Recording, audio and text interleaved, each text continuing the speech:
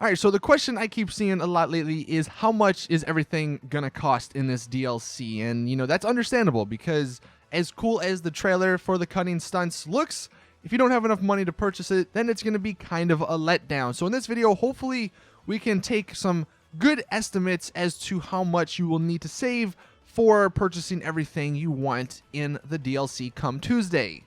We'll take a look at the supercars first.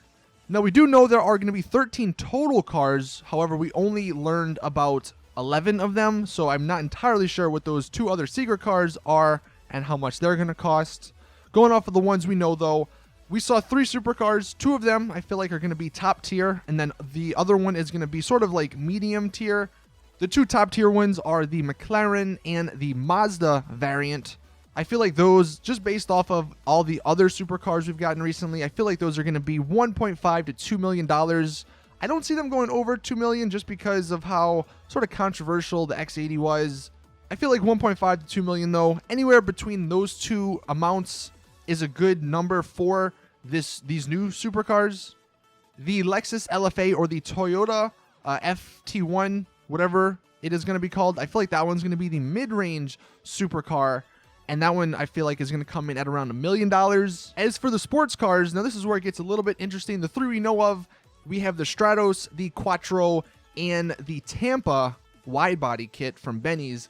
The one benefit about most of these cars, except for that Tampa, is that I feel you're not going to have to go into Benny's and upgrade them. I feel like whatever the liveries are, you'll just have them as an option. Or it'll be like the Masacro and the Jester where it's an actual car you can buy. Whereas the Tampa, though, I feel like since it's already in the game, you're going to have to go into Benny's and upgrade it for, say, $600,000 or $700,000. The other 2 cars, the Quattro, I feel like that one will probably be the least expensive, coming in maybe around $500,000. And then the Stratos, I feel, is going to be similar to the Tampa in that it's going to come in around like $600,000, $700,000. The rally trucks, we don't have much to base these off of, but because they are new, they are unique, I feel like Rockstar aren't going to make them too inexpensive. They're going to, have the price somewhat high, and I feel like $500,000 is a good amount for that because they're going to the off-road class.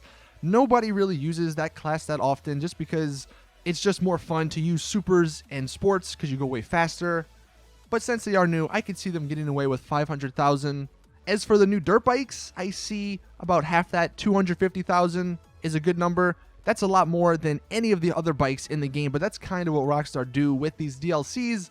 They take the cars that are already in the game with their prices and completely destroy them and make them way more expensive. It still might be worth it to use the Sanchez or the other heist dirt bike instead of these new ones, but if you want maybe them to look a little bit cooler, you might have to give up a decent amount of money. And then the last one, the Fiat, I feel like that one's going to be around the same just because it'll be a fun vehicle to use. I think the Panto's only like $80,000 in the game.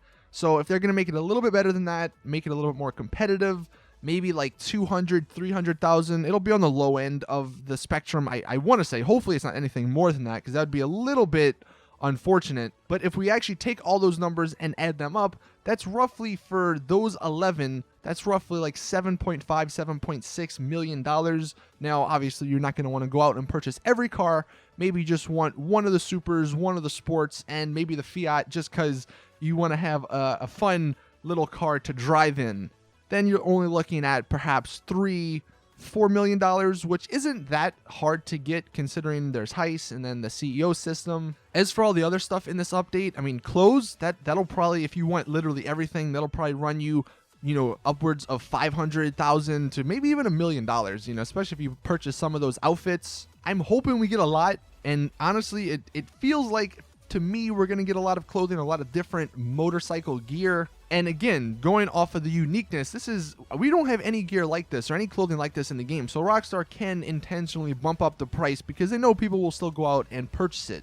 And then the 2 sort of unknowns is the 6th apartment. You would assume if they're adding 13 vehicles, they'd give us a 6th garage. However, you never know with Rockstar.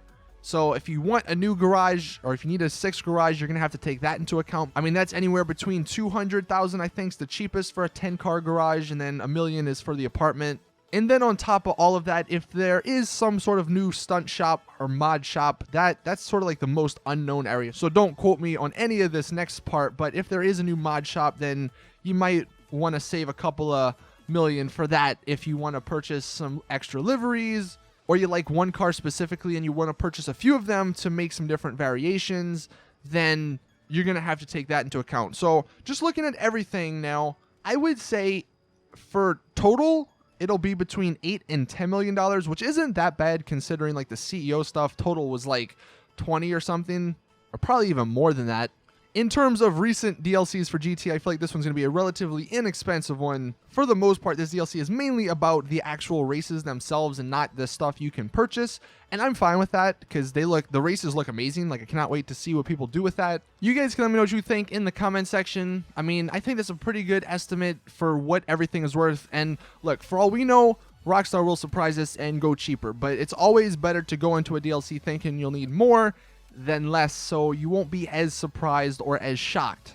Anyway, that is it with the video. Drop a like if you did enjoy. Subscribe for more awesome GTA content. See you all in the next one. As always, it's your boy Saintsfan. I'm out. Peace.